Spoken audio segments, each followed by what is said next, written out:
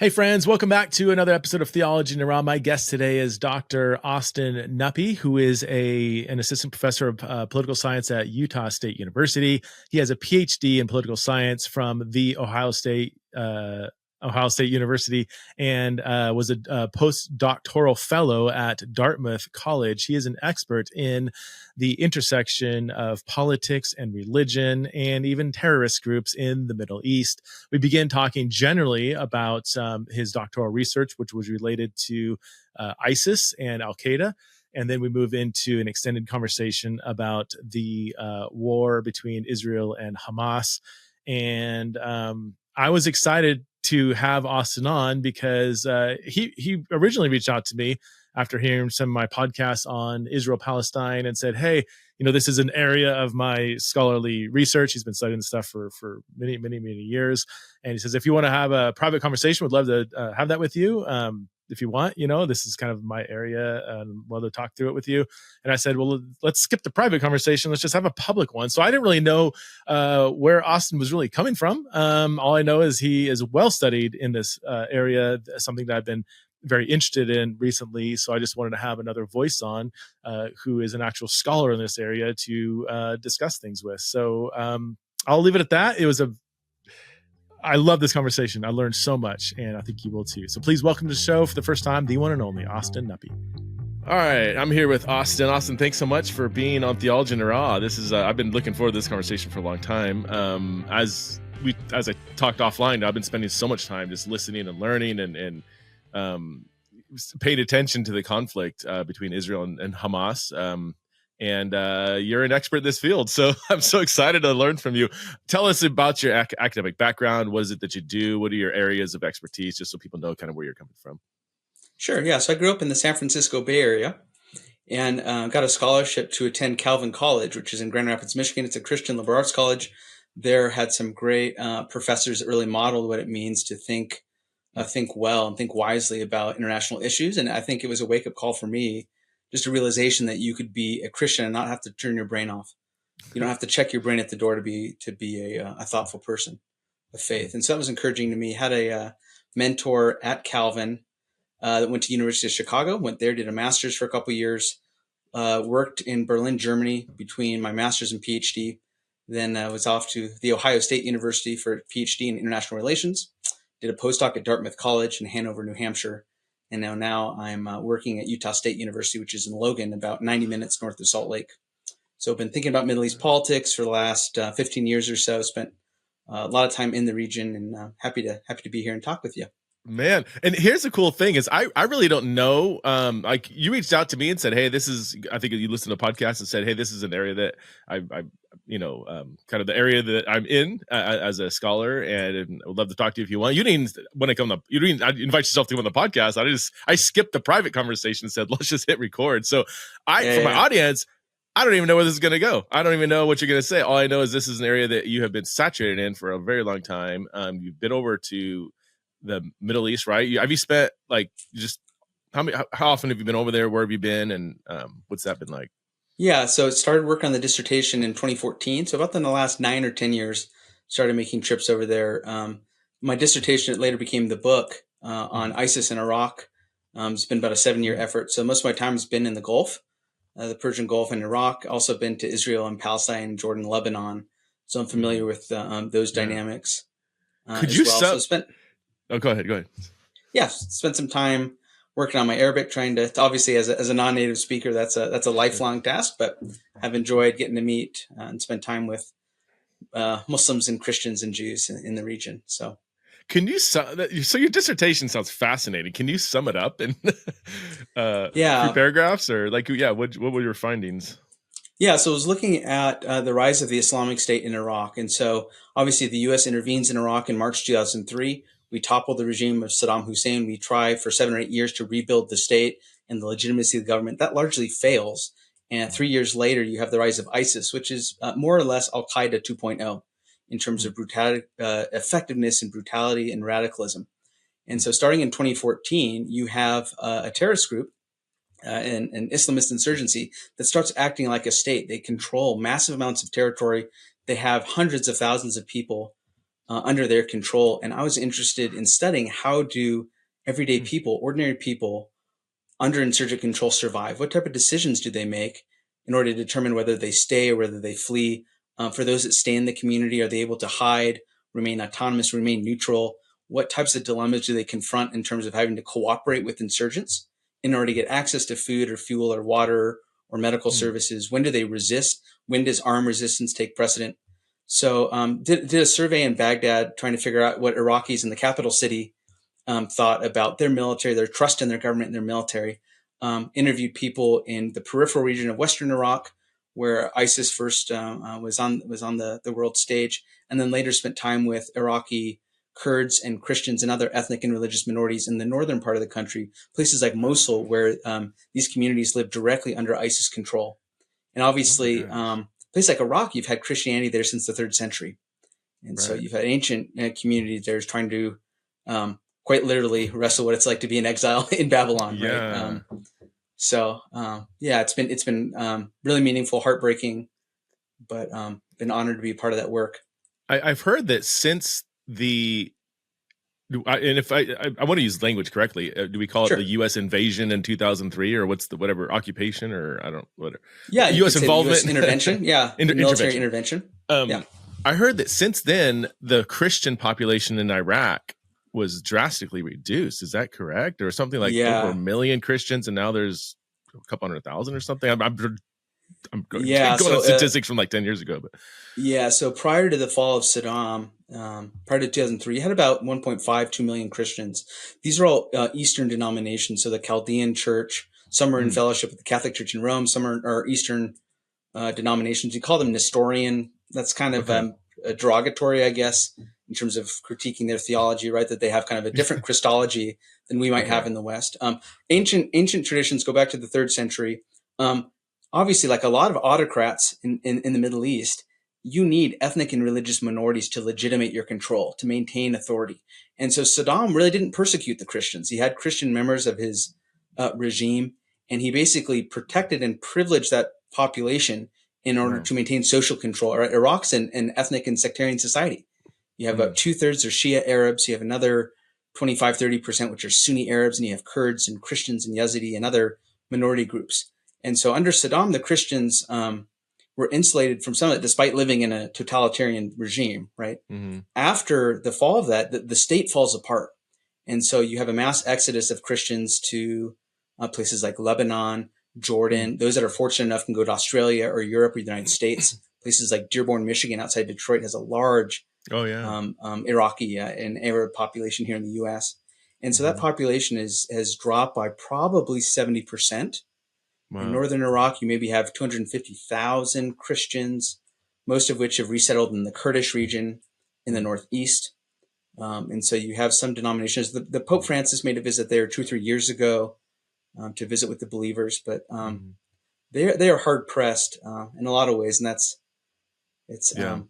how you persevere under that persecution is makes it kind of puts our U.S. political polarization in a different light in terms of whether or not we feel persecuted for our beliefs and worldview. It's a necessary adjustment, I think.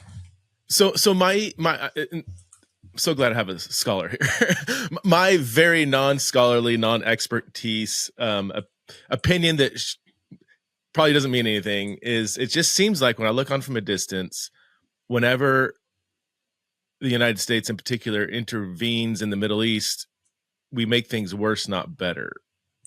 Can you like is that too simplistic, or can you correct me, or is that, I mean, it just seems like I don't know, it just seems like at the end of the day, I mean, I would love to hear you respond to that. And then my follow-up question is, are we all pretty on the same page with the intervention in 2003 was not a good thing? Like that, we look back and like, probably shouldn't have done that. Yeah, I think it helps to put it in some context. A great comparison maybe is the U.S. intervention in 1990 when Iraq invades Kuwait, and kind of false pretense. They say, well, the Kuwaitis are stealing Iraqi oil. They occupy Kuwait.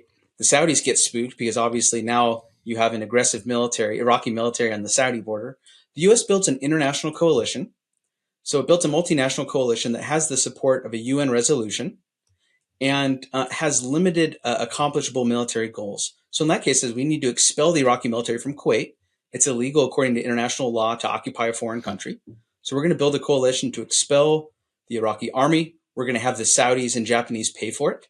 And so you had coalition members either contributing to the military intervention on the one hand or the financial support on the other. So it was multilateral.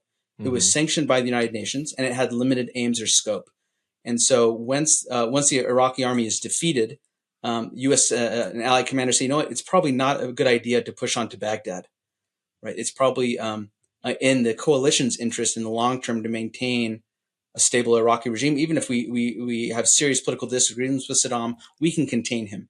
Right? We're fundamentally not interested in overthrowing the state. That's a different story than what we see in 2003. Okay, which we did do that, right? Right. So we went in, we built a coalition of the willing, which really was nowhere near the scale or ambition of the coalition we had in 1990. We brought the issue to the fore of the United Nations Security Council, perhaps not under false pretenses, but under shaky evidence, especially now in retrospect. When Colin Powell goes to the General Assembly and he holds up the vial of uranium from Niger and says, this is the nuclear material that Saddam's using to build its weapons. Obviously, that turned out not to be the case.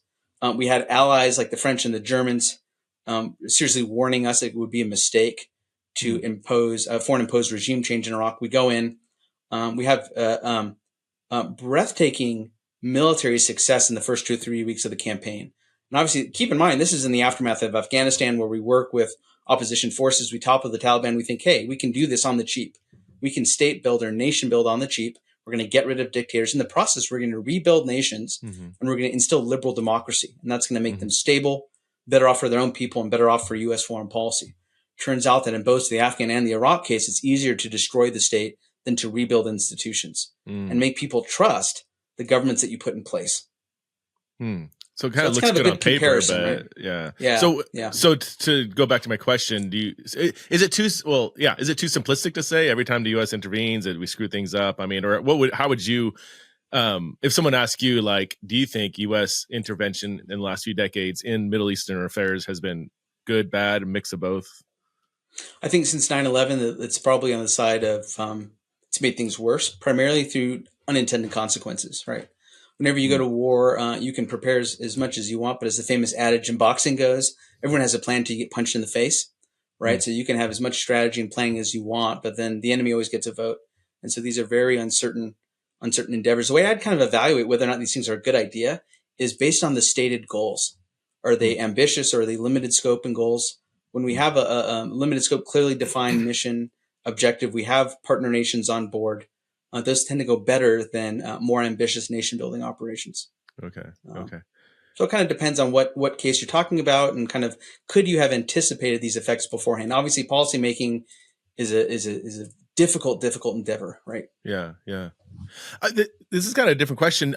I've heard, and I wish I had all my sources, but I absorb material and I don't read. Like, I'm not taking notes, but I've heard from multiple sources that, like, was it back in the 80s or whatever, like the U.S. actually trained people who would end up becoming ISIS and Al-Qaeda? Like is that a product of an unintended creation of certainly the United States? It is. Okay. That's not like some conspiracy theory or something, or no. So in the late 1970s, 1979 is important in the Middle East for a lot of reasons. Right. You have a revolution in Iran. You have peace between Egypt and Israel. You have a terrorist attack on the holiest city in Mecca in Saudi Arabia, and at the same time, you have the Soviet invasion of Afghanistan. So the Soviet military goes in trying to maintain a puppet government in Afghanistan loyal to Moscow, and they find themselves in a nation-building operation and also having to fight a really nasty insurgency. The Americans, of course, this is the Cold War, so instead of going directly to war with the Soviet Union, both states have nuclear weapons, right? It's a bad idea. We wage a proxy war, and we decide we can fight this on the cheap. We can do something very similar, actually, to what we're doing in Ukraine in some ways. We can fund resistance fighters to resist an occupying force. In this case, we find a whole bunch of Islamic foreign fighters called the Mujahideen, right? The holy warriors that fight the Soviets. Some are local Afghan warlords and resistance fighters. Others are foreign citizens, like Osama bin Laden. He's a Saudi citizen. He's the son of this billionaire Saudi construction magnate. He ends up in Afghanistan, and we basically provide these resistance fighters with a 10-year masterclass on how to resist insurgency. Including And bin so Laden? obviously, including bin Laden. Yeah, so the genesis of Al-Qaeda is found in the Islamic resistance to the Soviets in the 70s. After that time, of course, there's a 20-year more civil war in Afghanistan. Bin Laden then flees, builds up his organization in places like Sudan. And then we find ourselves in 2001 with a very capable transnational Islamist organization that had its roots in the training and support the Americans provided to them in Afghanistan 30 years earlier. That's kind of a big deal, right? Yeah. Are we funding any future terrorists right now? Like, it's like I would go back in the time. Like, did people know that there was going to be blowback here, or they don't think that far ahead? Or yeah, so if you there's a book and then later a movie, Charlie Wilson's work. It's into some of that. There's the Looming Tower, Lawrence Wright, that kind of talks about those that had anticipated the blowback to come. Obviously, before 9/11. Bin Laden and his associates were on the record 4 or 5 times on outlets like CNN saying, this is our primary grievance against you. We have 5 political complaints, and we're going to outline what they are. And until you rectify these complaints, we're going to wage war against you. Now, you can think those are moral, immoral, legal, or illegal, but he clearly telegraphed what he was going to do. What were the 5 complaints? Yeah, so he says, okay, you Americans, after the defeat of Saddam, you kept military forces in the holiest land of Islam. You have a military base in Saudi Arabia close to Mecca and Medina. Those are the 2 holiest cities in Islam. So we're not going to have foreign soldiers quartered near these holy cities. You Americans support the Zionist entity, that is the state of Israel, that oppresses the Palestinian people. You also support Arab dictators in places like Saudi Arabia and Egypt. These rulers are neither legitimate, they're not Islamic, they don't obey Islamic law, so they're by definition illegitimate. Complaints like that. So he outlines 4 or 5, and he says that this is the reason we're fighting you. And moreover, given that you're in a liberal democracy, we will make no distinction between civilians and combatants, those that wear a uniform and those that go to the ballot box. And so civilians or non-members of the military are legitimate targets according to our ideology. And so we're going to engage in collective punishment of the American people until U.S. foreign policy changes. I mean, I'm hoping there's like those sound legit. I don't know, do I say this live on it? What you said just all that sounds legitimate. Like, if Saudi Arabia had a military base in Boise, Idaho, I don't know if I'd be cool with that. Yeah, you join the 3%ers, right, and go down the road and yeah. Or if Sudan had funded terrorist activity to overthrow the latest U.S. president or something, like yeah. What are your thoughts on those grievances? Like, and I thought that 9/11 happened because they were jealous of our freedom. I was told growing up that people in the Middle East, these terrorists, are just pacing back and forth in their caves, just fuming with anger over how free we are, and then they just came over and flew airplanes into our buildings. That's what I was told. Yeah, so the cultural grievances are certainly there. Complaints about the secularism and the lewdness of American culture. You had Islamists coming to the States as early as the 1960s, and then going back to the Middle East and saying, look at this decadent culture. Western decadence is, of course, going to collapse society from inward. And we can, if God willing, we can use that then to defeat them. To bring honor and glory to our cause. That's certainly a part of it. It's a small part of it. I wouldn't dismiss it, but it's not the primary grievance.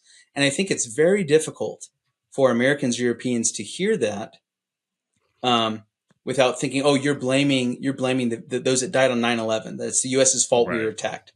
And they make a distinction between an analytic lens, understanding the grievance and the blowback to that, and a moral argument. It's the same sort of thing now you see with Israel and Hamas, where it's, well, Hamas can't be a rational strategy. It's evil. Well, no, you can hold 2 things in your mind at the same time. Something can be morally atrocious, like targeting civilians, and can also be a rational strategy. But somehow it's difficult for us to kind of hold both those things in tension, whether or not we're American citizens thinking about 9/11, or we're Israelis thinking about October 7th, or we're Ukrainians or Russians, right? Maybe it's part of the human condition. Well, let's move over to Israel-Hamas. That's really the main reason why I want to have you on. But this is helpful because Would you agree? It sounds like you would agree that like these events aren't just all isolated. Like a lot of this are all kind of interconnected. Right. I mean, broadly, Right. U.S. Zionism, U.S. backing of Zionism, U.S. intervention in Middle Eastern affairs. I mean, all these things are not separate worlds, right? I mean, right. A lot of times we kind of focus on, we think about Israel-Palestine, and we think about the Arab-Israeli wars before that, and we don't put it in an international context. And of course, I'm an expert in international relations, and I think about the network effects or the scalable effects you see from this conflict throughout the Middle East. We're now seeing conflict in Yemen and in Lebanon and with Iran, right? So it has effects that affect that scale beyond the immediate conflict, and so it's appropriate to think more systematically about the causes and consequences of the war beyond Israel and Palestine. As devastating that suffering certainly is, it's appropriate to focus on that. But if you want to understand the causes and consequences, you have to think beyond that. So let's dive into the current conflict in Israel-Palestine. And I don't know if you want to give us some. I've had people on the podcast give some background, and every retelling of the story, you're highlighting certain things, leaving certain things out, I think some people understand that any summary is not going to be exhaustive, and I've had some negative feedback saying that was so biased or whatever, you didn't tell the story right or whatever. So sure. I'm going to just give us whatever background you feel like is necessary for us to have a better understanding of the current conflict that's going on. Yeah, so I think that the previous 4 or 5 guests you've had have done a great job talking about the local context. I think what I'll do is provide a regional context. Okay. And so after World War II, you have the rise of the State of Israel in May 1948. You then have a series of you have a civil war. You have the displacement of the Palestinians, called the Nakba. Nakba in Arabic is catastrophe, right? So Palestinians are displaced from their homes in places like the West Bank. Between 1948 and the 1990s, you have a series of Arab-Israeli wars. So before the 1990s, when you thought about the conflict, it was primarily Israel fighting its neighbors. So you had a crisis in 1956 over the Suez Canal, where you have French and British and then American intervention there in the Suez crisis. You have the Six-Day War in June 1967, where the Israelis preempt an attack from all their neighbors. They end up in 1967 is important because that's when the Israelis start to control the West Bank. They later control Gaza and the Sinai, and their territory grows massively as a result of that war. When you talk about the conflict nowadays, especially those in favor of a two-state solution, it's where do you draw the lines on the map? Is it before or after that 1967 war? That UN Resolution 242 is all about where are the territorial boundaries that emerged because of that war. You later then have wars in 1973 with Egypt, with Lebanon in 1980. And by the mid-1980s, early 1990s, something remarkable happens. You have peace between Egypt and Israel, 1978, 1979. Obviously, both those leaders lose their lives because of that peace deal. They're both assassinated. And then you have peace between Israel and Jordan in 1993 or 1994. So at that point, over the last 30 years, it goes from being an Arab-Israeli conflict to an Arab-Palestinian one.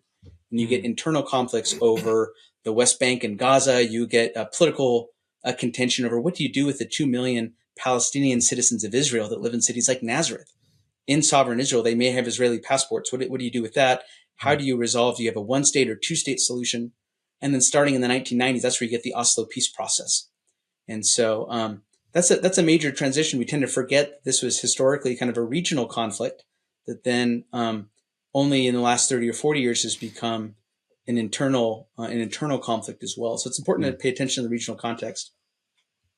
Do you have, I mean, this is maybe not loaded question, maybe too big of a question, but like, I guess from us in the West looking on from a distance, it's kind of like, well, who's more right, Israel or the Palestinians? And I could probably tell both of those narratives, and justify one side or the other. Is that? I mean, that's too simplistic of a question, but I'll ask it anyway. Like when you look at this back and forth conflict, do you see like a clear oppressor and oppressed, or is it equally both? Is it more one than the other, but there's still faults on each side, or how would you summarize it for us? Well, I think the way you've handled it so far on the show has been pretty effective. You present 4 or 5 narratives, and this is the way I teach it to my students here at Utah State. I tell them, here are 4 or 5 different narratives. My goal is to present them as accurately as possible from that perspective. and I'm going to give you these different narratives, and you can wrestle with the truthiness or the validity of those, and figure out how you discern that, right? So the fact that you had 4 or 5 conversations already thinking about, okay, what is the history of the region look like from a Palestinian Christian perspective, or an Israeli Christian perspective, for that matter, right? What I would say is, I think from a U.S. foreign policy perspective, the U.S. relationship with Israel has been counterproductive for the Israelis, for U.S. foreign policy, and of course for the Palestinians. And so this goes back, obviously. President Truman recognizes the creation of the State of Israel in 1948. The Soviets do the same thing. Stalin's interested in making sure that Israel is a client state of the Soviet Union. And so both the great powers at the time wanted to support Israel for geostrategic reasons, right? To that point, we've provided military assistance to Israel, which in abstract's not a problem. The problem is that when you don't condition that security assistance or military aid on political behaviors that are advantageous for the U.S. and for Israeli civilians. And so what we see right now since October 7th is President Biden and National Security Advisor Jake Sullivan going to the region, going to Qatar, trying to negotiate. I suspect what they're doing behind the scenes is trying to introduce some conditions or conditionality to the aid we provide. But the public optics are just disastrous. It looks like Biden is allowing this to happen, failing to actually rein in support or condition military assistance on some key distinctives, right? Distinguishing and targeting between civilians and military infrastructure, humanitarian pauses or ceasefires every so often, prioritizing the release of Israeli and Palestinian Israeli hostages and then Palestinian prisoners. And so the problem for U.S. support, I think, is that we haven't been conditional enough, and that I think it's in the U.S. national interest for us to treat the Israeli government like we would any other ally. Treat them like a normal state, right? Treat them as we would the Germans or the French or the British, where we have perhaps strategic interests that are in line. When we have disagreements, we condition our support and aid on those disagreements. We don't write blank checks to our allies. Right. I mean, the history is, it's so complex, man. And I've gone back to like the late 1800s and tried to really go Sure. back as far as I can, and really just understand, because there's so many things that just play a role into the conflict. I mean, I just recently started looking into like the pogroms against the Jews in Eastern Europe, which were, I mean, you couldn't make a movie out of it. It would be too sickening the way the Jews were just massacred, raped. I mean, it was so horrendous. And that, you know, so but that's, So and so they're like, we can't stay here. We can't. Wherever we go, we're the most persecuted group of people in the history of humanity. I've heard people say that. I look back, I'm like, is there one group of people, no matter where they go, they're just constantly being persecuted, and the vicious lies and just a horrendous anti-Semitism.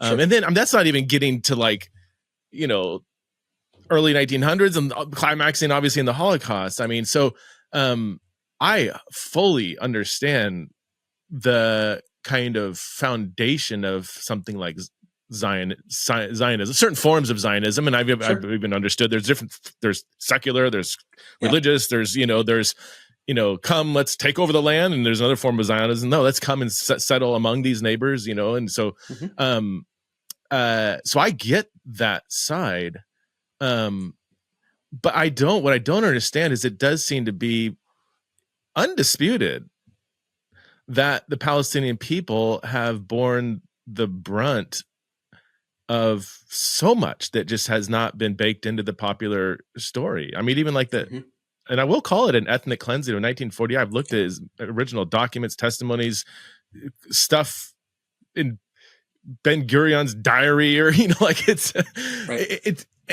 so that's not, you can't. So like there was even like a lot of terrorist attacks by Jews toward the Palestinians that looks almost like a pogrom against the Palestinian people, and was it Deir Yassin, where there was like Deir Yassin, a massacre of Palestinian people and eyewitness of rape. In fact, one guy said that like, aside from suicide bombing, all the terrorist tactics we see now were almost developed by some, Jewish terrorist groups in the 1947, 1948. Well, revolutionary and movements yeah, are by definition violent, right? And so the British control what they call mandatory Palestine between World War One and World War Two, and you see both resistance efforts, political and violent, by Jewish groups and Palestinian ones. You have right, this Arab Revolt in 1936 and a series of right, subsequent yeah, insurrections. The British end up winning World War II, but losing their colonial empire in the Middle East. And so you have plenty of examples of revolutionary groups like Haganah or Irgun yeah, waging insurgent terrorism against the British, the King David Hotel bombing, right? yeah, And yeah, there the yeah, distinction was maybe between military and civilians, but revolutionary movements use unconventional tactics to accomplish their goals because they're weaker, right? By definition, there's an right. asymmetry that exists. They're weaker militarily, but they have popular legitimacy or popular support. Mm. And so, what's your best goal then, if you're a revolutionary movement, then to resist and using Yeah. unconventional means? Doesn't make it So moral, of course, but no, makes yeah. it rational. And so, yeah, you have some, I'm glad you mentioned the Arab Revolt in 36 to 39. I think it was like, Yep. And there was response, even during the 47, 48, there was, some Palestinian attacks on Jewish people. It does seem to be disproportionate. I mean, the Zionism had the backing of the empire. It had the wealth of, who's that uber wealthy Jewish guy back in the early 1900s? The Not Rothschild Balfour, and but the Rothschild. Balfour Declaration. Then the Balfour Declaration, basically the empire said, yep, this is, so they had so much political, financial backing. So it seems that when there were these and I think you don't have a right to just go and kick people out of their homes and slaughter their families and take over like, and I'm not saying that was, that wasn't all that happened, but that was a part of the narrative. So the clash, whatever clashes there were, it does seem to, from my vantage point, I could be, I'm just reading history and stuff. It seems to be very disproportionate constantly for the last 150 years. So I can understand where Palestinians would feel beaten up over the last 100 years, Yeah, I think you're right to point that out. So there's a series of narratives, right? If you go back to the founding of the State of Israel, two different narratives. This is a liberation movement, security for the Jewish people there. Mm-hmm. The Zionist narrative, or one of the Zionist narratives of many, is to say the Jewish people as a nation need a state. The only way to prevent ourselves from existential crisis is the state. The only thing we've invented so far in human history that can prevent mass ethnic cleansing and forced displacement is to have your own country, have a legitimate government and military. So it is an existential imperative for the Jews to have a nation state with defendable borders, legitimate government, and armed force. That's one of the Zionist narratives. Yeah. Of course, the Palestinians say we also have a historic claim to the land. We're being expelled from these claims, and we have very little recourse internationally or locally, right? And then you have obviously the same debate over, okay, was the Zionist migration to the Holy Lands beginning in the late 19th or early 20th century, was this an example of settler colonialism? Is it fair to compare that to what we see in Rhodesia or South Africa, right? And I think there's a fierce debate. Proponents of that would say, of course it is. It was backed, like you said, by the British. These are European Jews that had a claim. They may have had a historic claim. They didn't have a legitimate contemporary claim on the land. So they came in, they may have bought land from Ottoman landowners, but then in the process of building this new state, they forcibly displaced people, etc. The other side is to say, well, this is far different. I think a Zionist would respond and say, this is far different than what you see in South Africa. We have historic claim to the land. We're not forming a colony where we're extracting resources and sending it back to Ukraine or Poland or Russia, right? So this is not colonialism like we've seen it before. And we were trying to build a different type of state. This was not like apartheid rule in South Africa. So there's another debate. To what extent can you accurately classify the Zionist project as being settler colonialism?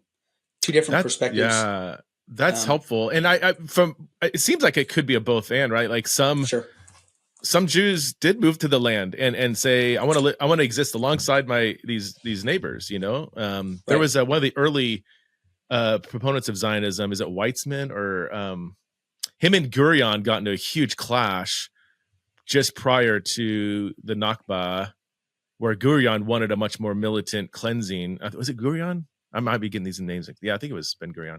And he had a more mild, like, no, we can't go this route of just viciously throwing people out of the land. So yeah, I think there are certain forms of Zionism that was concerned about just dispelling the native population, and others. When it was a socialist, one version was a socialist political project where you go and you create kibbutzes and you make the desert bloom. You include local populations, you build skills, and you offer public goods and services to demonstrate to local populations that it's in your interest. You will flourish if you invest in this new state. And that's kind of maybe an over-idealized kind of socialist vision. It's not unlike the history here in Utah with the pioneers arriving in Utah, right? They start a socialist political project that eventually gets integrated in the United States, right? But you said so. There's kind of an insurgent version of Zionist settlement. There's the socialist political vision, and these were all contested deeply during the founding of the state of Israel in 1948. So I think the best we can do as educators and mentors to our students is to say, here are 4 or 5 different narratives, not in the interest of moral relativism, not to say they're all equally valid, but let's look at these narratives, interrogate them, deconstruct them, and then learn the right types of questions to ask to understand it. Have you happened to listen to Daryl Cooper and his 30-hour? Have you listened to that?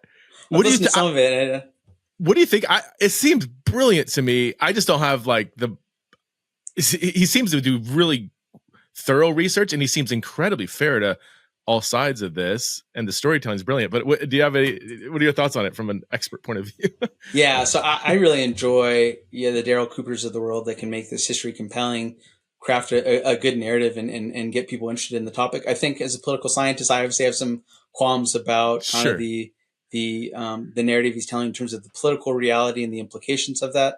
Okay. I think most of that was probably at the margins. If I get a student listening to that and that gets them interested in reading and asking more questions, that's good enough for me. I mean, he's not the details, of course, but it's maybe he's not a scholar, right? He's like an armchair historian, just reads a ton of stuff on, but he's not, and he wouldn't claim to be a scholar in this area. But not that I know. He may have some training in academic history. I'd have to go and check, but I think by and large it's pretty accurate.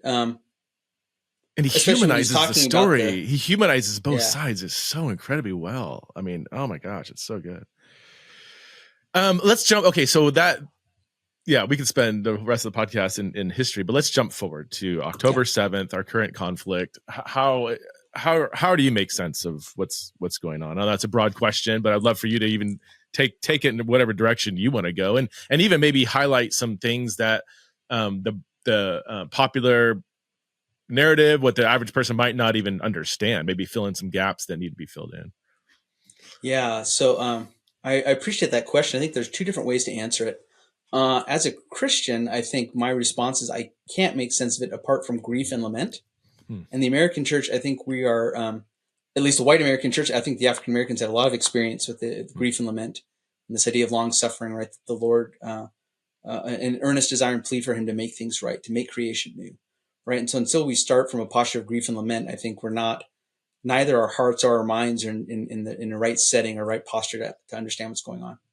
I've obviously done work there for a long time, have Palestinian and Israeli friends that have both lost family or have kids serving in the military, have lost family members, because we have an Arabic instructor here at Utah State that lost dozens of family members since October 7th as civilian casualties in that war. And so you can't divorce it, like we said, from the personal story.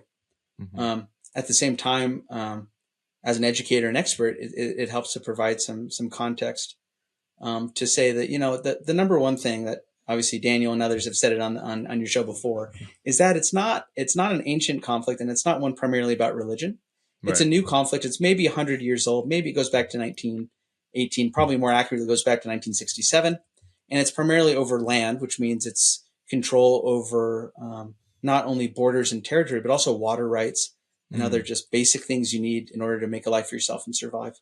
And so it's obviously our religious identities are important as Christian, Jews, and Muslims. Those things shape how we view the world. They shape how we think about politics, but it's not primarily a religious dispute, and it's not an ancient one, and it has more contemporary roots. Right? And the Gaza crisis is newer still, right? The Israeli military leaves Gaza in 2005. They uproot Jews that have lived in Gaza for a long time, removing them and their families, their homesteads from the area.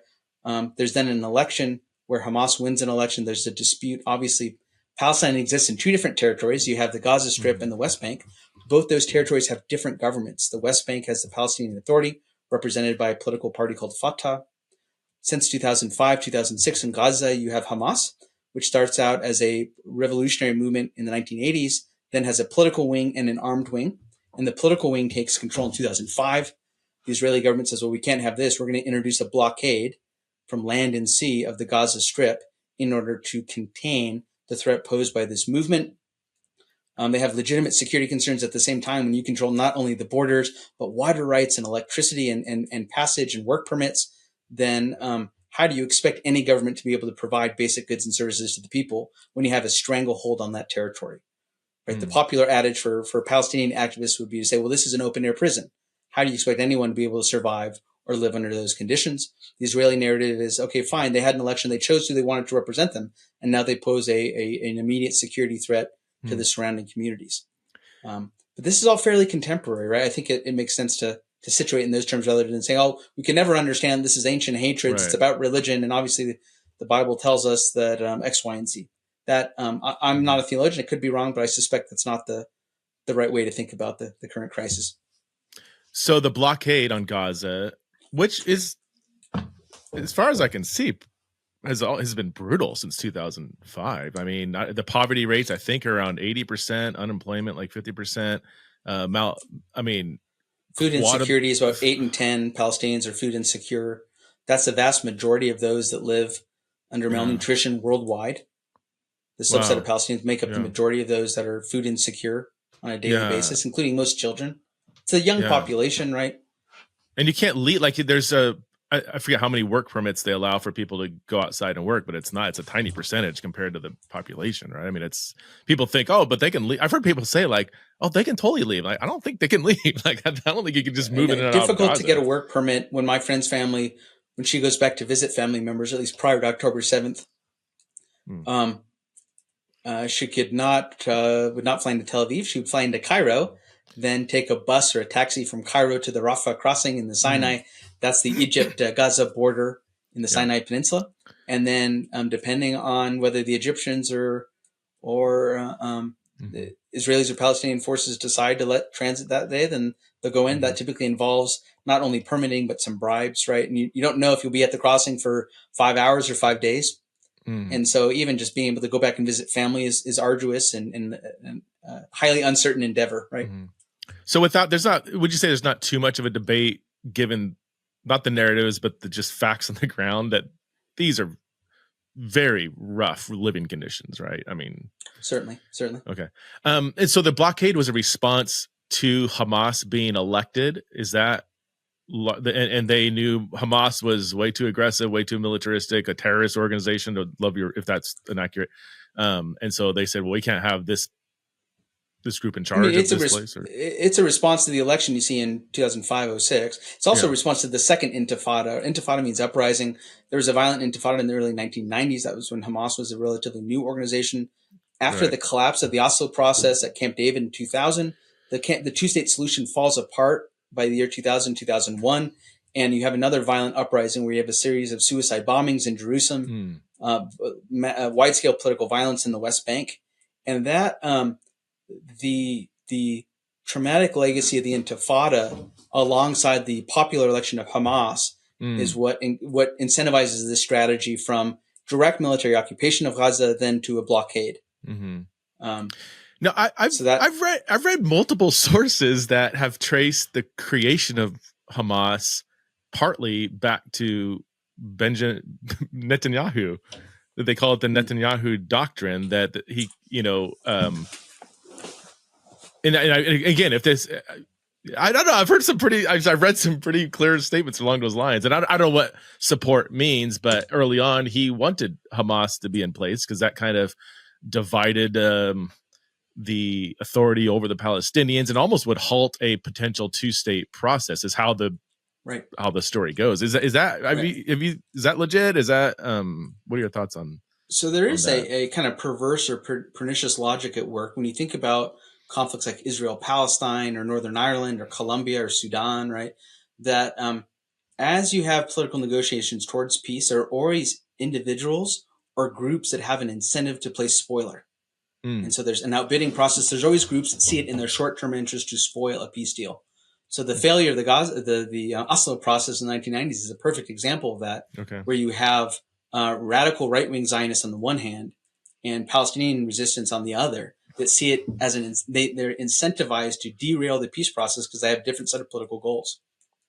So if you're Netanyahu or other members of his coalition, Smotrich or Ben-Gvir, right? These individuals who want to see full annexation of Judea and Samaria, the occupied territories in the West Bank, or even in Gaza, right? Reoccupying Gaza, putting Israeli citizens back in Gaza. Then what you say is, our best case, we don't want two-state. We certainly don't want a one-state solution. We want annexation.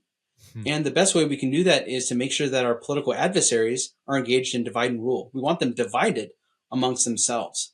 And so you have this really perverse logic whereby Netanyahu and other politicians, even more extreme than Netanyahu, allow countries like Turkey or Qatar to support Hamas because they see it in their political advantage to have violence coming out of Gaza in order to say, listen, to the Israeli people, you have to keep us in office. We saw Camp David fall apart in 2000. There's still legitimate concerns. You think the Palestinians are ready for a state? They can't even decide who's going to rule what part of territory, right? There's no way we can we don't have a legitimate negotiating partner. Now, of course, that's an argument in bad faith, right? Right. So would it be because I've heard people say like Israel and Netanyahu like funded and created Hamas. Others say, well, that's a little too strong. They just sort of allowed Hamas to get support from elsewhere, or do we actually know the specific details? But at the end of the day, Netanyahu wanted Hamas in power. It was in Netanyahu and his party or members of his party's political interest to allow a different government to control the West Bank and Gaza. I haven't seen any evidence that Netanyahu was involved in the creation of Hamas. We know that Netanyahu allows the Qatari, the Gulf states, and Turkey to provide funding and humanitarian aid to Gaza. And we know a lot of these politicians are on the record publicly about their desire to make sure that there's not a two-state solution. And so you can talk about the revolutionary roots of Hamas as a part of the Muslim Brotherhood, and you have Yasser Arafat and all that. That's maybe a different conversation, but at the very least, you can understand how it would be in the political interest of opposition to two-state to say, we actually need this kind of pernicious symbiotic relationship between the Israeli government and Gaza and Hamas to continue, right? And that's what makes it tragic. Yeah. So there is some level of, would you say, blowback October 7th? Oh, certainly. Hey friends, want to let you know that I have a book coming out in March of 2024. It's called Exiles, The Church in the Shadow of Empire. If you've been listening to me for more than like 5 seconds, you've probably heard me use the phrase exile, or, that we are exiles living in Babylon. And, that's something I've said for many years. And so this book is kind of the culmination of my thinking through the question, what is a biblical theology of a Christian political identity? So this book does just that. It looks at how the people of God throughout Scripture navigated the relationship with the various nations and empires that they were living under in order to cultivate a framework for how Christians today should view their relationship with whatever state or empire that they are living under. So I invite you to check it out. It's available for pre-order now. Again, the name is Exiles, The Church in the Shadow of Empire. Check it out. What do you know about Hamas? I mean, I've heard wide range of different opinions on Hamas, and I've actually gone in and read some of their early charter, their late charter, and their even recent statement they released. And all this stuff is so hard to yeah. Well, they revised it, but then also just recently they explained why October 7th, what were their stated goals and what actually happened and stuff. And when Israel says something, I kind of take it with a grain of salt. When obviously Hamas said, I was like, well, okay, what? I'm not going to take anything at face value. But you have just very different opinions on it, or even like why the population would even elect Hamas. So I guess here's my question. Is Hamas a terrorist organization, or is it more complicated than that? And why did the Palestinian people elect a terrorist organization? Are they complicit in all the terrorism that Hamas does? Or help us understand Hamas for a second. Right. So as an expert in Middle East politics, I kind of situate Hamas in a wider universe of resistance movements in the Middle East. Obviously, Hamas is the Palestinian branch of the Muslim Brotherhood. That was a movement that starts in the 1920s by a guy named Hassan al-Banna, which first opposes the Egyptian monarchy, later the secular military leaders of Egypt.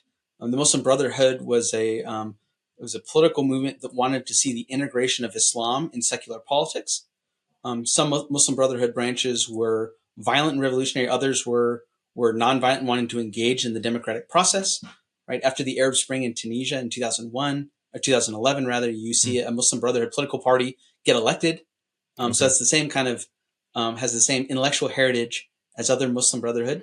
1987, Hamas comes out of the Palestinian resistance movement, Yasser Arafat. It's part of a wider source as the Palestinian Liberation Organization, which is a network of different groups committed to the liberation of Palestine, opposition to the state of Israel. Hamas has a very particular theological interpretation of what it means to have Islam involved in politics. Their modus operandi is the opposition to Zionism. The early charter, there's clearly elements of their early charter constitution that's anti-Semitic.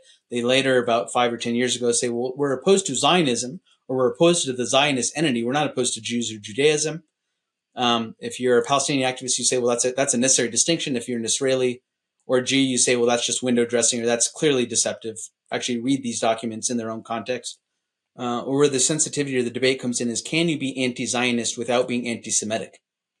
From my perspective, you can criticize Israeli politics or even criticize the Zionist project without being anti-Semitic. There's lots of Jews around the world that are highly critical of the Zionist political project that are hardly anti-Semites, right? The other side to say is, well, there's no way to eliminate the Zionist entity or defeat Zionism without killing Jews.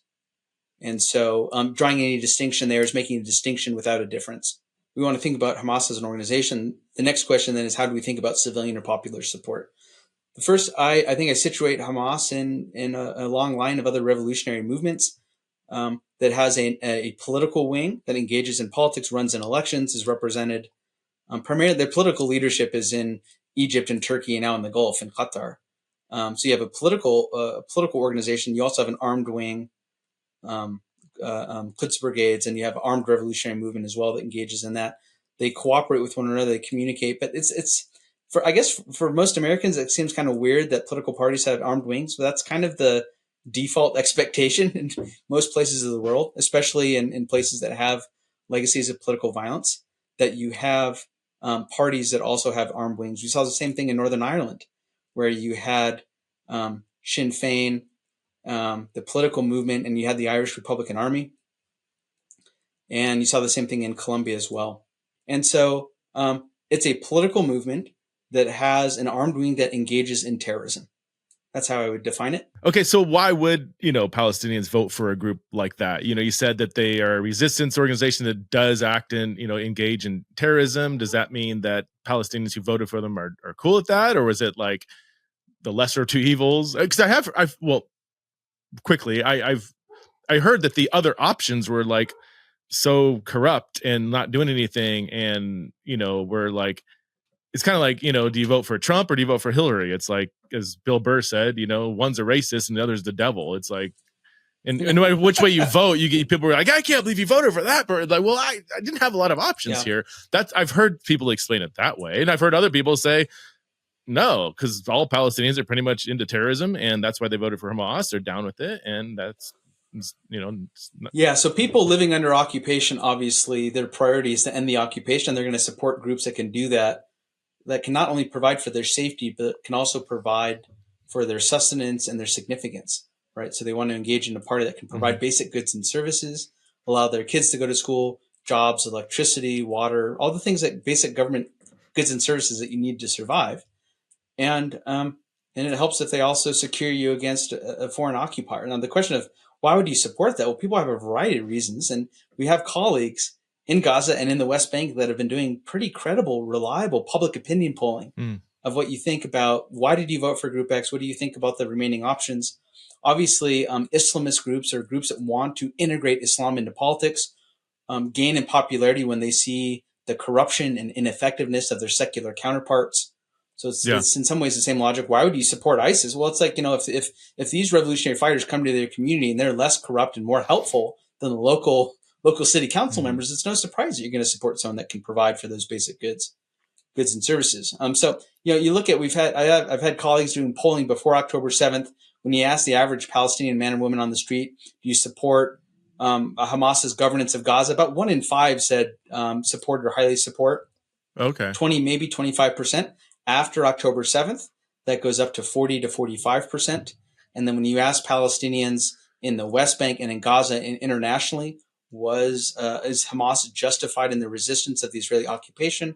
Something like 2/3, maybe as high as 70%, say they're legitimate in their politics of resisting Israel. And so it's no surprise that the severity of the Israeli response then triggers a rally around the flag effect. That both in Israeli society and also among Palestinians, they see, well, we have to support Hamas. What other effort do we have? We've tried nonviolent resistance. We've tried marching to the walls of Gaza and protesting. 300 of us were killed by the Israeli military when we protested in 2017, 2018. We've tried boycott, divest, and sanction. We've tried nonviolent resistance. Mm-hmm. Nothing works. So if you're a supporter of Hamas's tactics, you're going to say the only way we get the Palestinian cause on the radar of the international community is through violent resistance. The only time people pay attention to our suffering is when we violently resist. We've tried every other option. What would you have us do? That was super important what you said about it's called the Great March of Return, right? Where for a period of, I want to say 18 months or so, there was a non-violent, resistance and civil disobedience. Right. And there were Israeli snipers that were like picking off nurses and stuff. I saw videos of like kneecaps being blown off of like handicapped people, nurses, and I think there was like, 300 that were killed, Palestinians killed as they were peacefully resisting. And I think there was a total one Israeli that was killed. So there might have been some violent reactions, but that wasn't the heart behind. That wasn't the bulk of it. So, and that was what, in 2018, 19 or something like that. So it was in the last 5 years or so. Yeah. Oh man. And whenever we do this, I'm going to get several 1-star reviews and a few emails saying you're justifying terrorism. You are a spokesperson for Hamas, which I just don't understand. To say, let's understand the context in all this. Some people say that you shouldn't even try to do that. Just denounce it as evil. And that, but I don't, it's gonna, if we don't understand the context, then it's going to happen again and again and again and again. So it's difficult, right? Like you can understand the motivations or the rationale behind a strategy, and also maintain moral judgment of it. Something can be morally atrocious or evil or unethical, and also be rational or strategic. Those things can both exist. You have to hold those things in tension, right? It's difficult for us to do that, I think. People do need to hear me say, well, do you condemn October 7th? So let me just say, I am horrified at the death of all of the Israelis that happened on October 7th. I condemn, Certainly. Regardless of the motivation, regardless of the justification, regardless of the rationale, that was an evil act, because killing people, especially civilians, was evil. Now, did Hamas, because this is debated too, people don't know this is debated, but if you again read broadly and not just your headlines of mainstream news outlets, like there's one side of the story that says Hamas was targeting, they were going, okay, one narrative is they broke out and they hate Jewish people and they're going to kill as many civilians and children and rape as many women as they could because they hate Jewish people, and they want to take over Israel. Another side is they were targeting combatants and they weren't trying to kill civilians. They were intended to kidnap people to bring them back as collateral to try to free, their own prisoners in the West Bank. Palestinians held in prisons. Have you looked? Do you know, like, with the and then there's a growing body of evidence that a number, we don't know the number of Israelis were killed by their own people. In fact, there was an article that was released in Hebrew from an Israeli journalist that was just recently translated in English that said there were 70 cars that were driving back to Gaza most likely had hostages that they were told to the IDF was told to fire and just destroy them. It's called the Hannibal Directive, where we don't want living hostages to be in Hamas's hands. It's better to sacrifice these hostages for the sake of the greater good, or however the Hannibal Directive is. You could look up the Hannibal Directive. It's, again, this is not conspiracy. This is and this article has documentation that the Hannibal Directive wasn't explicitly called that, but that kind of tactic was. And they've examined these cars and said, yeah, this was done by the IDF, not Hamas or something. Tell me if I'm off on all that stuff. I'd love to hear your perspective on it, because I'm reading stuff, and I try to read as deeply as I can to make sure I'm not just reading a headline or some sensational article. But if I'm off on anything, or help us understand what happened on October 7th. Yeah, so a lot of this is obviously atrocious and heartbreaking, and important to get the details right. It also, despite our technology and the internet and social media, the fog of war, or the mass uncertainty and confusion that surrounds these events, is still with us.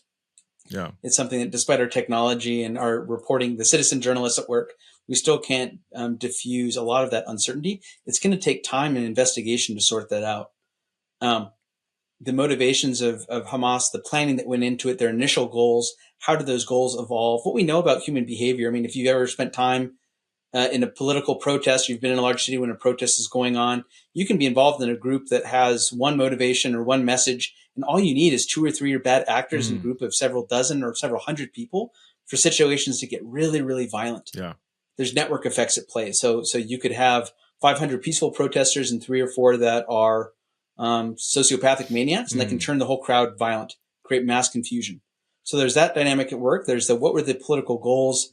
How did those goals evolve? Perhaps it was the case that when the militants break through the gates, they target the initial military checkpoints at the envelope between the state of Israel and Gaza. They take over the checkpoints, and then there's confusion and mass euphoria. And they say, okay, what next? Can we take more territory? What do we do next? Of course, there are fighters that victimized. There's sexual and gender-based violence against Israeli civilians, particularly women. That's been widely reported. It's being verified and investigated now by the United Nations. Okay. There's a United Nations team going in to try to document not only second or third-hand accounts, eyewitness accounts, but also hearing from the victims of sexual and gender-based violence, to find out how widespread was that, when did it occur, and in what manner. You're saying that did happen. We're not sure to the extent, but for all the evidence we have that there was rape and so on. All the evidence suggests that happened now. How widespread it was, who committed the crimes, and what time span, in what time frame, and how integral was that to the motives and intentions of the attack? Was that a primary objective of the October 7th operation? That's still uncertain. That's going to require more analysis and more evidence. And either way, that is absolute evil. And that's heartbreaking and morally atrocious. Yeah. As is the targeting of Palestinian civilians. Right. Right. When an armed group targets non-combatant population, it is illegal according to international humanitarian law. It's immoral, and it's ineffective. Yeah. And it's ineffective, immoral, and illegal if the Israelis do it, at the same time if Hamas does it. It just seems there was so much evil committed on October 7th, and there's been evil committed as a response to that. And it just seems to be as we're looking on, lamenting, and trying to understand, and praying and lamenting more, and praying for peace, that we could acknowledge that there's not like one right side, one wrong side. There's a lot of evil that was committed and is continuing to be committed. Israel, right when it happened on October 7th, I lived in Israel in 1999. Love my PhDs in Judaism. Like it's my absolute. I've thought about it. Like I just love Israel, the Jewish people in particular, and everything that the land represents. So when I woke up Saturday morning, my kids told me there's something going. They're on their phones, like something's going on in Israel, and I kind of like there's always something going on in Israel, And then I saw like, oh, this is different, and my heart just sank, and I was just, as I looked at the staggering numbers that were mounting, I was like, that sickness in your stomach and also anger kind of fused together where you just feel incapacitated, And then my next thought was, oh my word, there's going to be a massacre of Palestinians as a response. Because the level, like Israel typically responds, you step on my toe, I'm going to beat your shin. It's the response is usually overwhelming. So to send a message, don't you ever do that again, And the attack was so extensive and horrific that I'm like, the response is going to be 10 times this, which means it's going to be thousands and thousands of thousands of, I would say innocent civilians, being killed. Like that's exactly what has happened. I don't know. We're recording January 30th right now. The death toll last I checked was 26,000, 70% women and children, not including the estimated 10,000 people lying under rubble that they haven't identified yet. That's not including, I don't know how many injured, how many have lost a limb, how many kids are, have a leg amputated with no anesthesia, and then the post-traumatic stress and the legacies of violence coming from that famine, generational consequences, disease, the cities inhabit. I mean, it's just the ripple effect. The death tolls shocking enough, but the ripple effects are just like unbelievable. I read through the entire. Okay, so I read through the entire 84-page South Africa document that was saying Israel is committing genocide.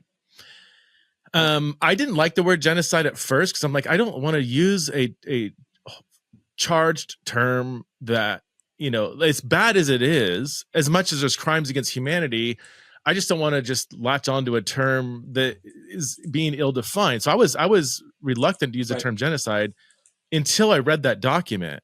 It is damning. I mean, did you read through it? I don't know if you read.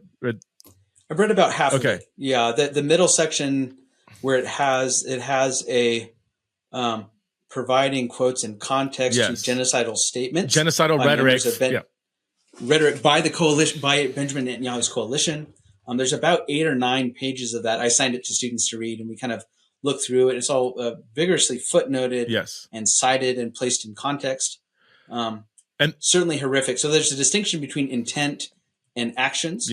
And there's, of course, this analytic clarity you want at the same time saying there's a moral discomfort. We're saying, well, technically, this is ethnic cleansing and not genocide, right? That sounds morally tone deaf.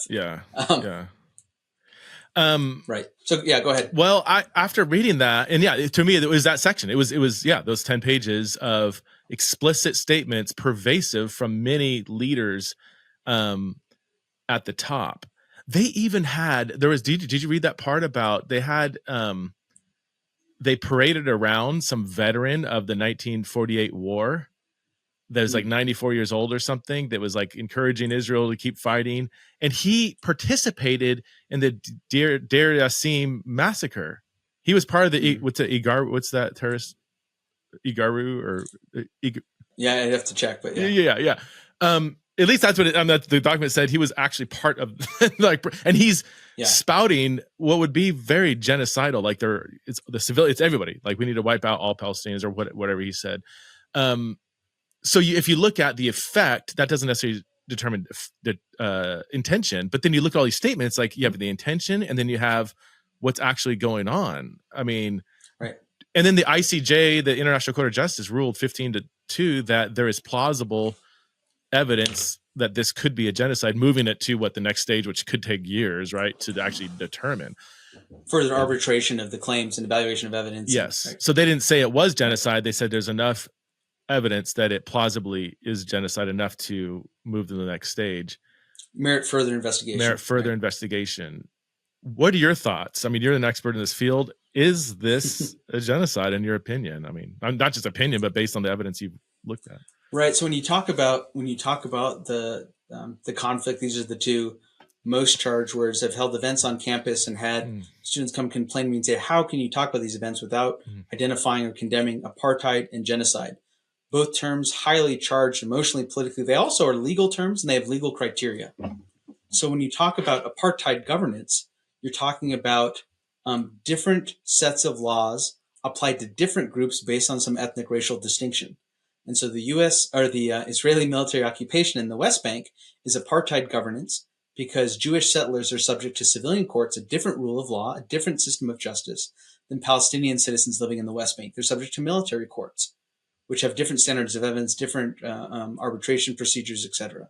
So Israeli occupation in the West Bank is, by definition, apartheid governance. Yeah. Does that mean that Israel's an apartheid state in all instances? No, but you can point to the occupation, certainly in the West Bank, as a textbook definition of an apartheid legal framework. Okay, now that's some analytic precision that it's going to leave people highly dissatisfied. Activists on either side are going to say, well, you're morally equivocating or you're dodging the question. No, I'm just making introducing some precision to that term. Okay, the genocide one is even harder still. There's a historian of the Holocaust at Brown, Jewish American guy that spent a lot of time. I'm forgetting his name. You'll want to look him up. He's written for the New Yorker about the claim of genocide and really thinking in historical and legal context about those claims. I think he's a necessary voice to introduce here.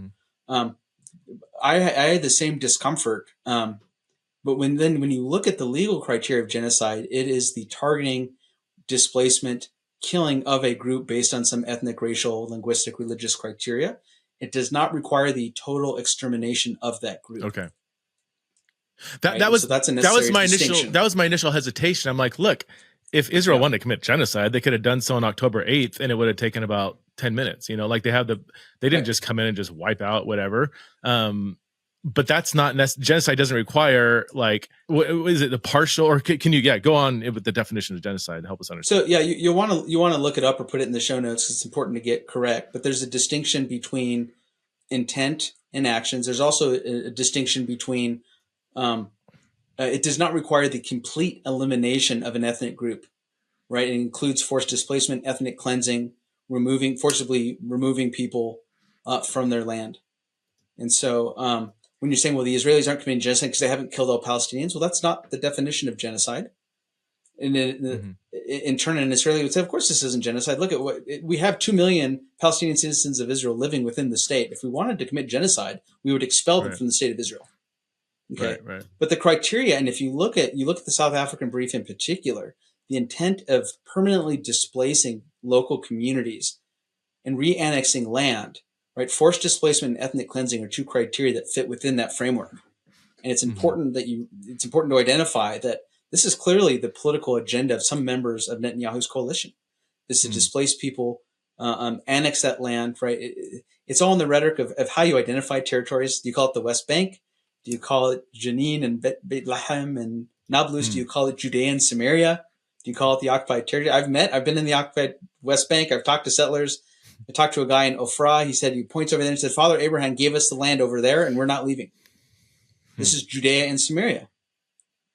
Right. And so Maximist political claims on the part of Israelis and on the part of Palestinians really derail any peaceful settlement of the conflict when you have a maximalist claim. So do you think, would you say, would you say, yes, there's evidence of genocide, or is it plausible evidence? How would you word it, just so we can be precise? Yeah, I would say or do you say like there is, it's a genocide? I would say the investigation's ongoing. There's clear evidence of forced displacement and ethnic cleansing. The extent and scale of that and how that lines up with the political objectives of those within the IDF and the Netanyahu coalition, the political coalition, requires further investigation. Okay. But the case was, I think, well argued. I'd encourage people to go and read the brief and to continue to adjudicate that. Because here's what I've thought. The United States has continued to state they will almost unconditionally continue to support Israel, and they we've encouraged them to be a little bit better and not kill so many civilians and stuff. But there's no it seems like stopping the let's just say the possible genocide is a 30-second phone call away. It's Biden saying, "Hey, Bibi, what's up, man? Cool, awesome. We're not going to give you a single dollar or a single piece of military whatever. Nothing. Done forever until you just stop shooting. Hang up. Bam." Right? Or for every civilian that dies from here on out, we will withhold $10 million of government funding. So you kill 10 civilians, and that's Well, Israel's military does not exist without America's backing, right? I mean, U.S. provides massive amount of military assistance and intelligence support to the Israel Defense Forces. At the same time, when you think about U.S. politics, it's not just a matter of the executive branch. Congress has to authorize security assistance. So it involves not only the presidency and the National Security Council, also involves Congress. All this is also happening in the midst of an election year. We know that most voters don't vote on foreign policy issues. The Gaza war is maybe in the top 20 issues of the average primary voter in New Hampshire, Iowa. Right? It's really not on our radar. It won't be during the general. But Biden, in his reelection campaign, has to basically play a very delicate balancing game of appealing to the general electorate, which is by and large pro-Israeli, both progressive Democrats and conservative or populist Republicans, though you see elements in both those parties now that there's blowback against that, particularly among millennial, Gen X, millennial, Gen Z, our students, right? At the same time, I think you have the Secretary of State, you have Jake Sullivan, the National Security Advisor, going to the Gulf, going to Israel, trying to exercise as much leverage as they can, knowing that their hands are tied by the public optics that the Biden administration needs to maintain in an election year. And so these perverse incentives, there's obviously perverse incentives also in Congress. Those requires voting on apportioning aid. You have members of Congress that want to get in the media, want attention, have support from different lobbying coalitions, defense firms, et cetera. And so it just turns into a complete mess. And I think there are ways that the administration could be handling it better. I don't think Biden's handling of the crisis has been atrocious. You have to think in terms of the counterfactual. What would a President Trump have done? Right. I think that Biden's approach would have looked a lot like President Obama's response. But it'll be interesting to see in U.S. public opinion, and also when it comes time to vote, to what extent this is on the minds of voters. Like you said, especially I've read some polls that, like, especially among younger Democrats, Gen Z, millennials, that they're not on board with this at all. And right. He might lose, a good portion of that younger vote that would typically vote Democrat. But yeah, the problem is, are they going to vote for? Would Trump do anything different? Well, no. I mean, both sides. It's a bipartisan. Voters, they'll stay home, right? So the Arab American voters will stay home. The Democratic Socialist wing of the Democratic Party may stay home. They may vote for Cornel West or third party. They may not. The Democrats may not be able to mobilize that. At the same time, you have populist or nationalist conservatives, the kind of supporting President Trump and the Republican Party, that are suspicious of U.S. support for Israel because they're by and large non-interventionist or isolationist. And there's clearly also an element that's anti-Semitic. And so you have wings of both party that question that policy on some legitimate grounds and some racist grounds as well, right? Both those things exist. Anti-Semitic and anti-Palestinian on the other side too. Yep. Yeah, certainly. Anti-Arab. I mean, it is a bit disgusting, the politics of the empire, that, you play all these games and you have to word things a certain way because I want to stay in power. I want to win the votes. Meanwhile, you have dead children being pulled out of rubble by their fathers and mother. Here's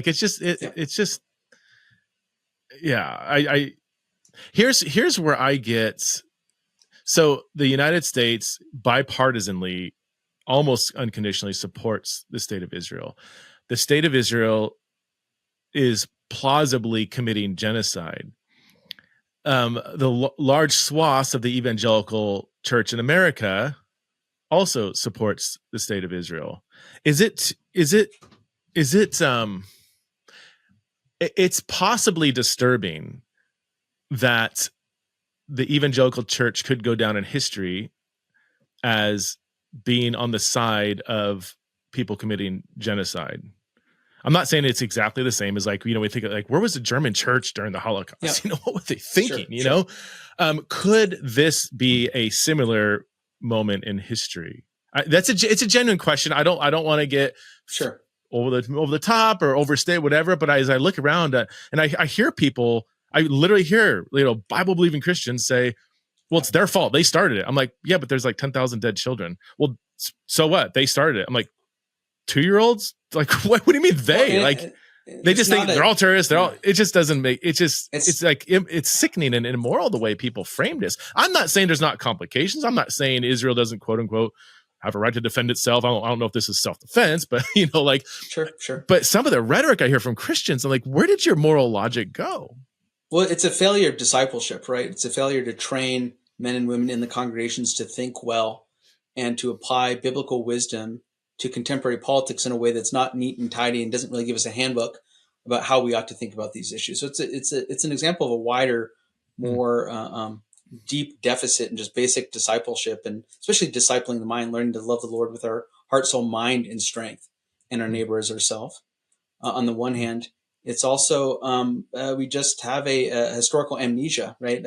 There are parts of American evangelicalism that think that American Christianity started in 1970 in Costa Mesa, just right, perhaps a little bit of a exaggeration, but we don't understand the history of the American church or evangelicalism beyond the United States.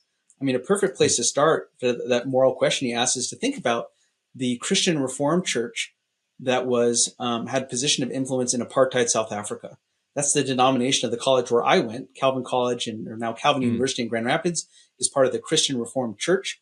These are Dutch Reformed thinkers that moved to the U.S. And there's been lots of theological reflection, repentance, and political action in response to, okay, what was the role of the Reformed Church in supporting apartheid in South Africa?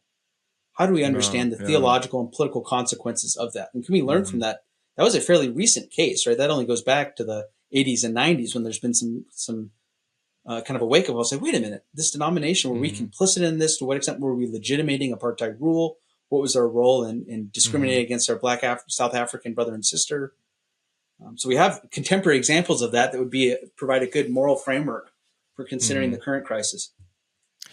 Do you think part of it too is like how we even get our information, like the propaganda that can exist on both sides, like it just creates such a binary. Like if you're not in full support of Israel, then you are supporting terrorism and you're pro Hamas or something, rather than condemning evil whenever evil exists and acknowledging that there's been evil committed on all sides. I don't know. Cause I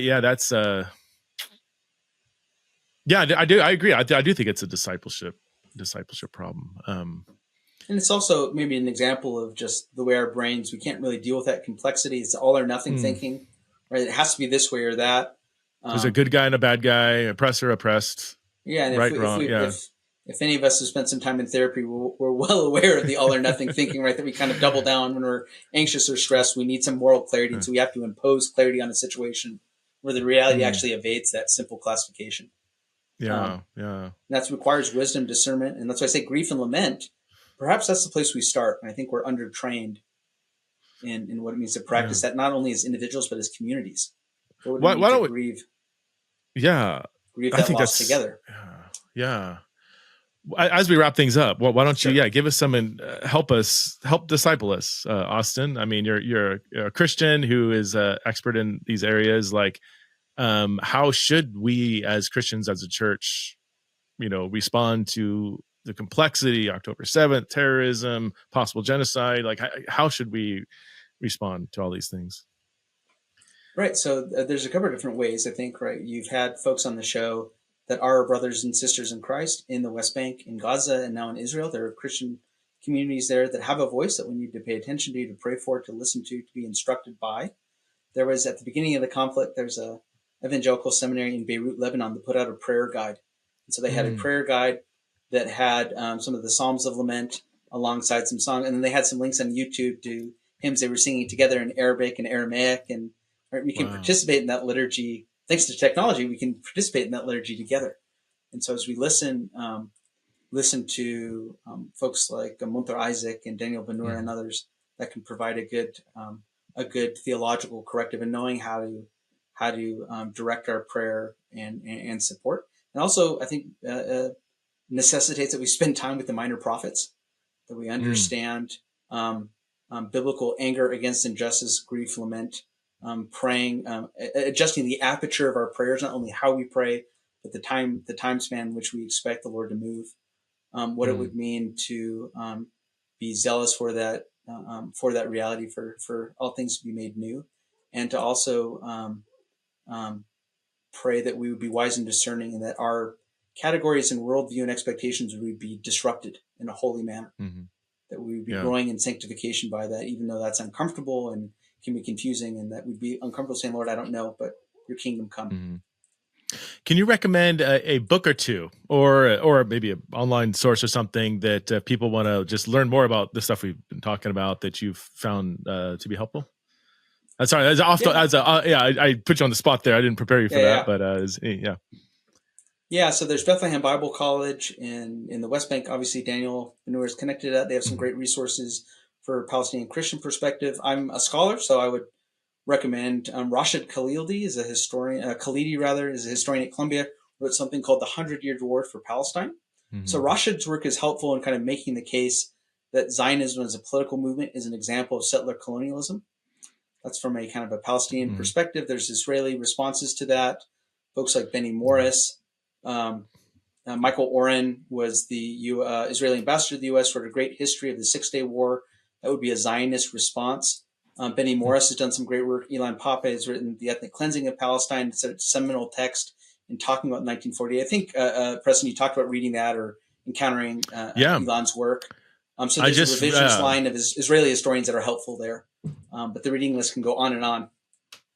Yeah, I read, I've read Pape's Ethnic Cleansing, about 47, 48, very extensive, right. My goodness. And then I just finished Khalidi's book, which is outstanding. And, it's well written. It's accessible. Very, and I felt it to be, Pape's, oddly enough, he's Israeli, and his felt a little more one-sided than Khalidi, who's Palestinian, sure. I think Palestinian American. And I thought he was I thought he was very fair. It wasn't like an activist. He's writing as a historian, and it was so good to give just 100-year context. He goes from Balfour to 2017. So it's 100 years, 1917 to 2017. And I do need to read Benny Morris because I've heard that he will give a different perspective, somewhat different, not totally, but different than Pape. He'll fill in some gaps there. So he's gotten more, from what I hear, right wing than he was when he started first writing on this topic. I don't know if he's reversed some of his. I think it's post Camp David. So after 2000, you saw the political and moral collapse of the Israeli left. Right, they haven't really maintained political popularity. That was a real moral political defeat for progressive Israelis, the defeat of Camp David in 2000. So that may reflect a broader generational shift. Also, there's demographic things, more extent there. But Benny, his earlier work's great. The more contemporary stuff.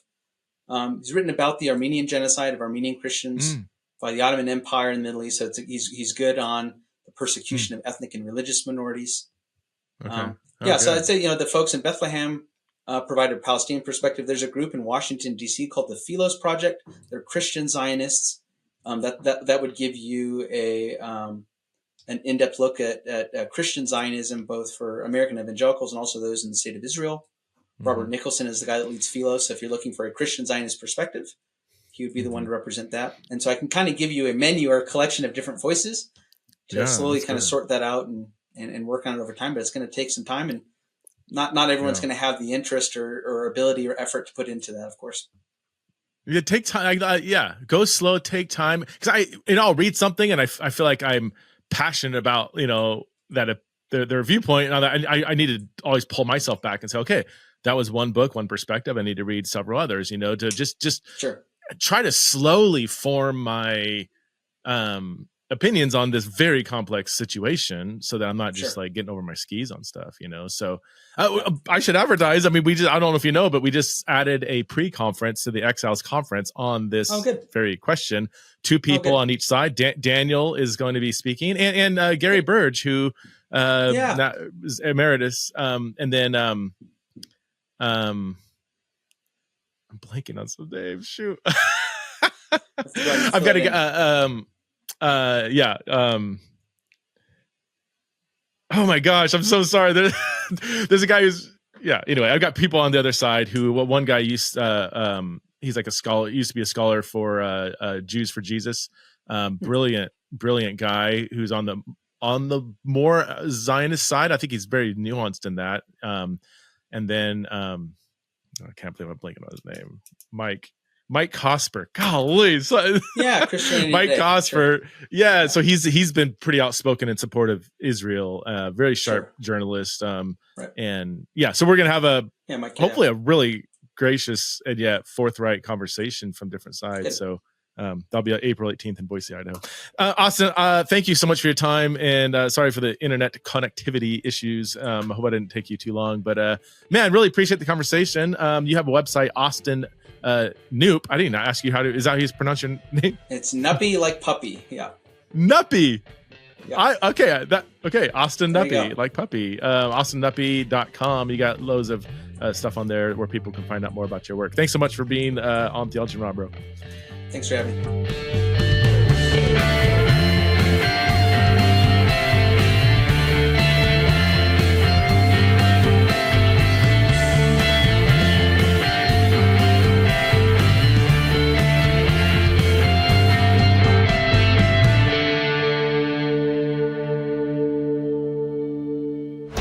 This show is part of the Converge Podcast Network.